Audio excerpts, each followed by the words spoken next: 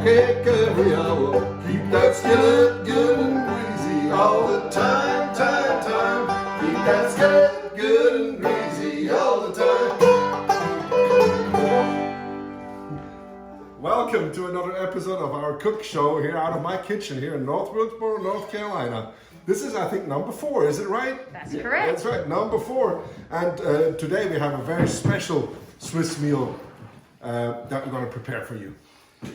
We're going to do Geschnetzeltes mit Rösti, and since we have pork, it's going to be Schweine mit Rösti. Well, Schweine mit Rösti, you know, it's like, it would be like a stroganoff with hash browns, but it's going to be different. Totally different. Totally different. Okay, what we need is our regular suspects of spices. We have salt, pepper, our aromat, we need some parsley, and we need some nutmeg. We need butter, plenty, and some flour in a little, what do you call it, sift? Mm-hmm. No, little sift. Yes. Heavy cream, and some white wine. We do have that bottle left over from last week, right? So yes. We have a little bit of that. We don't need much. No. We got a bunch of potatoes. Maybe, what is that, 2 pounds? Maybe something like that. Yeah. About a half an onion. Again, there's a little leftover that we had. A good handful of button mushrooms. And I have these 2 beautiful tenderloins, pork tenderloins that we're gonna mince. And then we need a little bit of calvados. Calvados. And Calvados is a French liquor from the north of France, and it's made out of apples. And you can use also, you know, sherry or brandy. Sherry would be nice, brandy would be nice. But we have calvados, and we need about this much of it. Yes, about this much.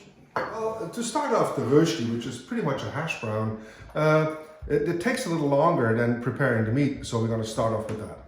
Yes. You can also call it potato cake. Yes. And instead of doing it from scratch, of course, you can just get a hash brown mix at the supermarket and use that. And if you want to make smaller portions, that works as well. Yeah. Well, there's all different kinds of potatoes. But basically, if you take a potato, you want it not to be too starchy. But you want the sugar. So red potatoes are fine because they brown nicely. And they're not too starchy, so they work fine. Russet work fine, but if you take, you know, the real big ones, you know, that you use for baked potatoes, they have a thick peel and they're very starchy and they're not that high in sugar, so they really, you know, are not that ideal because they don't brown that much. They stay sort of, you know, more white in the pan. But red potatoes like that, you know, there's also different varieties of these, but they work fine. So that's what we found, and they're going to be fine. Well, I'm going to peel the potatoes again with our wonderful peeler, and I think we had already comments, you know, about people buying them and being so happy with them, you know, because they're just really great. Once I peel the potato, I'm just going to put them in a bowl of cold water so they don't turn brown. I'm going to start cutting the meat. We have to mince it really fine. I got pork here. You can do it with chicken. The original Zurich recipe would be with veal. You can use all sorts of different meats, whatever you got, as long as it's a kind of a tender meat, because this is a very quick recipe. So what I'm going to do is I'm going to cut the tenderloin about twice like that, and then I have to make really thin slices with it.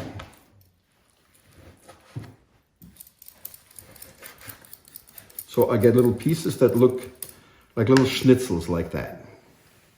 If you do a pork tenderloin, there's always this sinew right here. And it's always good to take that out because it makes everything a little tough. So you take your knife, you go under it, and you just slide up and over, and then turn it around and cut it out like that. That way you're gonna have a really tenderloin without this piece. Now I'm done with the meat. I'm gonna do the buttons. I'm gonna cut them in half. Well, you already prepared them before, you know. I washed them and cut the ends of the stem off, yeah. Like that. I'm going to take this half an onion that we had, you know, left over. This is wonderful. This is going to be enough. And I'm just going to make it, just kind of cut it very fine. Very finely, yes. Yes. That's important. Yeah. So.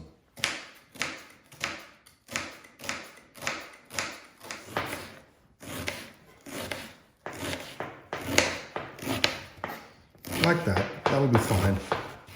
That's good enough. Cheers, Uwe. Stick to the water. Basic preparing is done. Now we have to start grinding the potato. Okay, so what I got here is a cheesecloth. Very inexpensive, you know, just bought it for $2-3 or something. And the ends are open. It's not expensive at all. So what I have a bowl. I put some water in it, and I put the cheesecloth over it. Then I take a potato, and I use one of these things, you know, to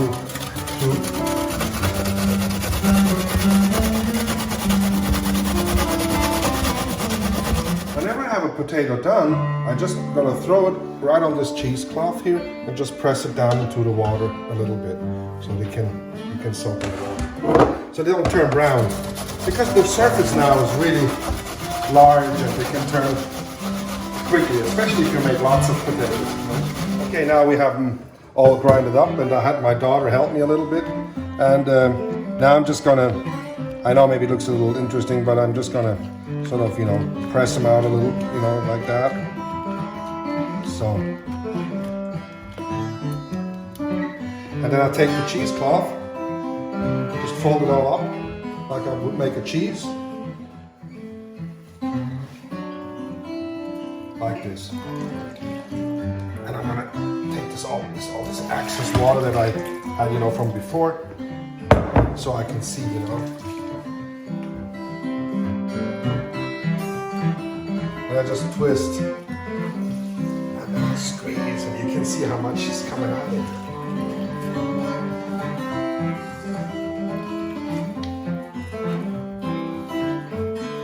And don't worry about it. You can just really squeeze it.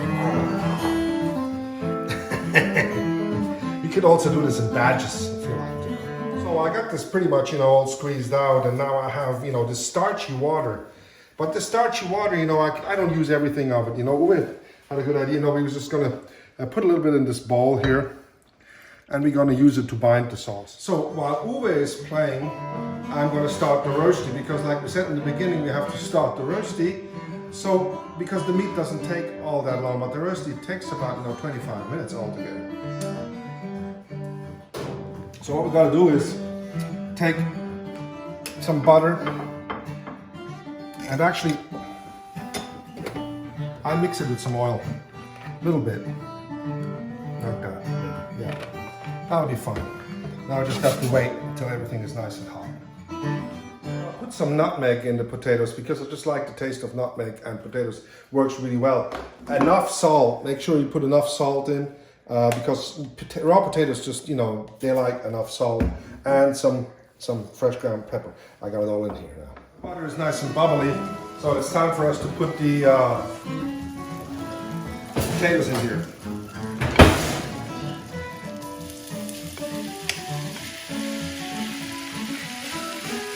I think that's enough.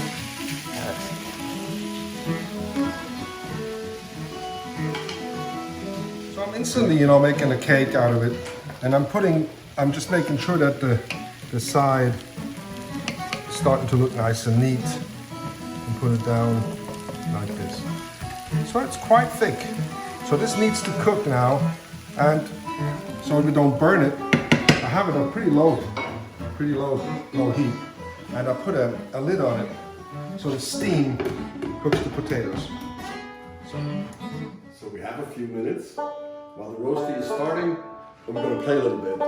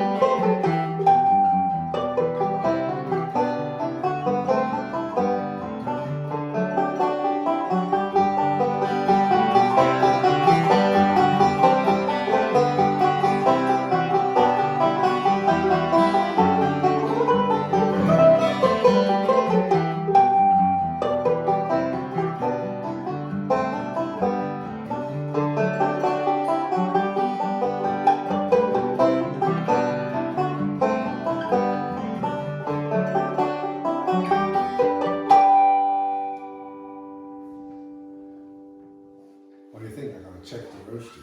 So the recipes that we do in our show are our home cooking recipes. That we are not pretending to be professional chefs like there's so many out there on the internet. This is just our home cooking. So the way I'm going to do the meat now is probably not how you're going to do it in a restaurant, or a chef would do this in a commercial setting, but the way we do it at home, very simple, very straightforward, one pot thing. So I'm going to start again with my beautifully chopped onion here from Jens. We start with a little bit of butter. You see, I don't use much. You're going to have enough the onions in there. And what I also do is I do my stock cube. I'm going to put it right in with the onions, so it can start doing its job from the start. And the stock that we use, vegetable stock, is important that you get a good quality stock. If you make your own, of course, that's the best. But get yourself some nice vegetable, chicken, beef stock. You always need them in the kitchen.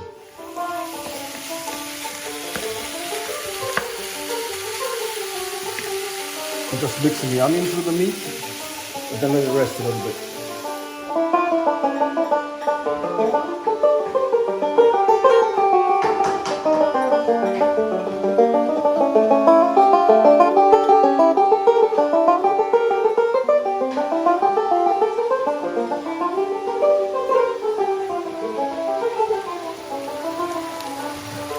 We're getting really close now. The meat is starting to be cooked. And you see, what we aim at is to get these little, almost like a little schnitzel. So what I did is I pushed the meat on one side of the pan, and so I'm gonna have a little room here, and I'm gonna start the mushrooms in the juices I already have in the pan, okay? You know, when we used to have the restaurant, this menu was one of the main menus on our card. So every evening, you know, we would go down, to the butcher store, and we had to get, some pieces, from the pig we just took apart, to make Geschnetzeltes, because people would come in, they love that stuff, So we made lots of Rösti, and also sometimes you would cook noodles or just, fried potatoes with it, or the other kinds of fried potatoes. But we made so many tons of this stuff, right? And we like to eat it too. But there's a story of our grandpa. He lived in Königsberg, which is now Kaliningrad, in Russia. But that was Germany, before the Second World War. And he had a grocery store. And they made sour herrings. He made barrels and barrels of sour herrings. And he couldn't stand it. He said in his entire life, he made so many sour herrings, and they make the sour herrings with cream and such. And he had said, I never touched a sour herring in my entire life. With this menu, we always made ourselves a plate, I still fix it. Yeah, it's great. The mushrooms are almost, they're nice and soft now. I got a little bit much of juice, but it don't matter. I'm gonna mix them with the meat now. Then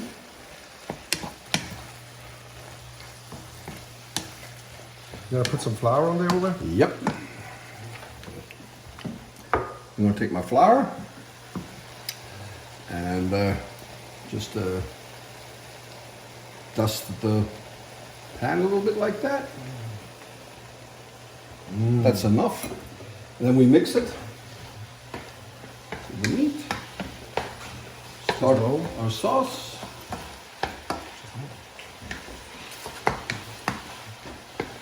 You see now, the sizzle starts a different thing. We're going to add a little bit of pepper. A good amount of pepper. I'm going to add a little bit of white wine, just a, maybe 3 ounces, not even. So for us, it's time to turn the potato cake, the rösti. So what you could flip it, but I'm not brave enough to do that. So what I just take a plate and just. You can tell when you have to flip it by the side of the here. If they start to get nice and brown. They are. Okay. So now I can just turn it around like that, and you can see how it looks now.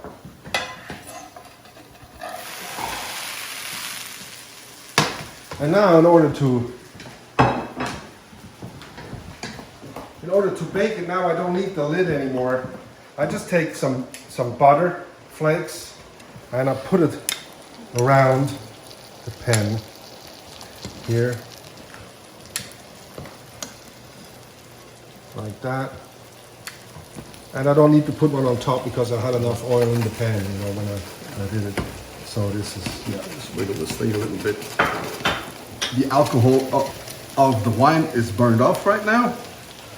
And I'm just going to add a little bit of calvados now. Again, like just a tiny little bit like that. as much as I had. No, you use more. I have to add a little bit more flour. Jens wants it a little thicker. Yes. So you can have the thickness of the sauce determined by that.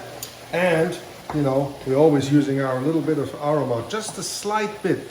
What do you think? You want to do this? Just a little bit. That's it. More? Yeah, come on. Perfect. Great. We had a friend who suggested in our cook show we have a calorie counter. It was Lodi. Yeah. Lodi said we should have a calorie counter going up. But anyway, we're not looking at calories here. No. Calories are a good thing because that's why we eat Yeah. also. Here. So, here, whipped cream. How much good. should I put in? Well, you see, you don't want it to be.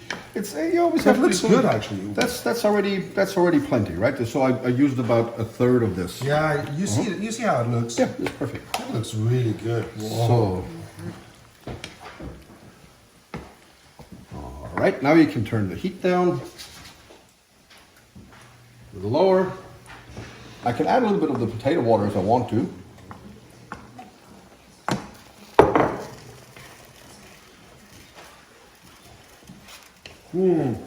Now I also have to check for salt now, see if I got enough salt in the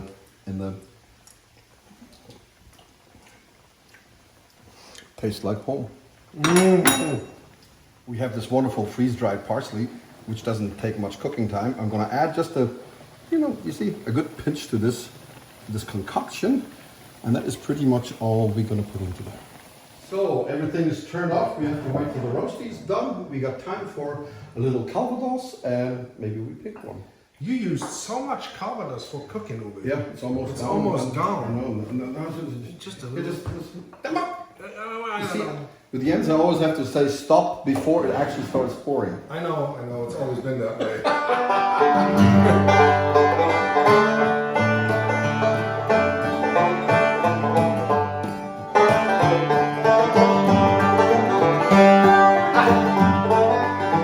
You are my flower,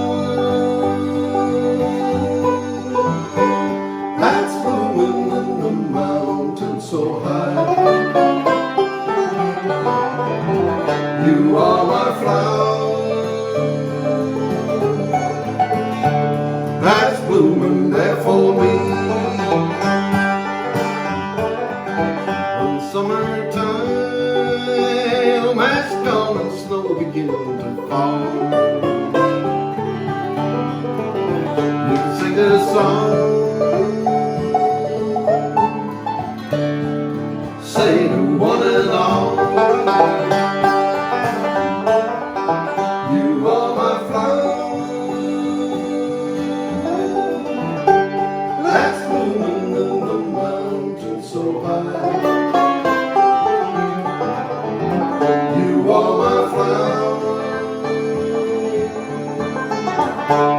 that's blooming there for me.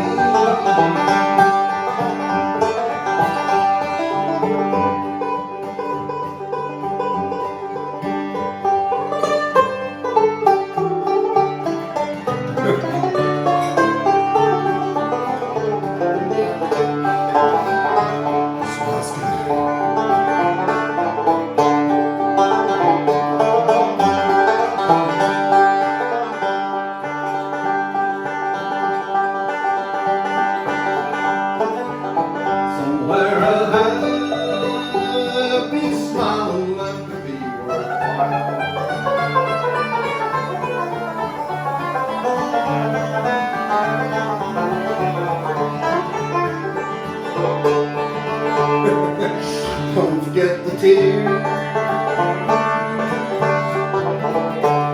and don't forget to smile. You are my flower, that's blooming in the mountain so high. You are my flower, that's blooming there for me. You are my flower, that's blooming there for me. You first thought that was the song about cooking, right? Yeah, when I first heard it when I was a teenager. You are my flower. Thinking my sauce. Yes. Making my bread. Okay, now we have to serve it. Can you put some? I'm gonna cut, a piece like a cake out of this Rösti. Oops, didn't cut it right through. So this is good. Then you add a little bit of the Geschnetzeltes right next to it. Like that. That's perfect. That should be a nice portion. Yes. Can't wait to try this. This looks fantastic.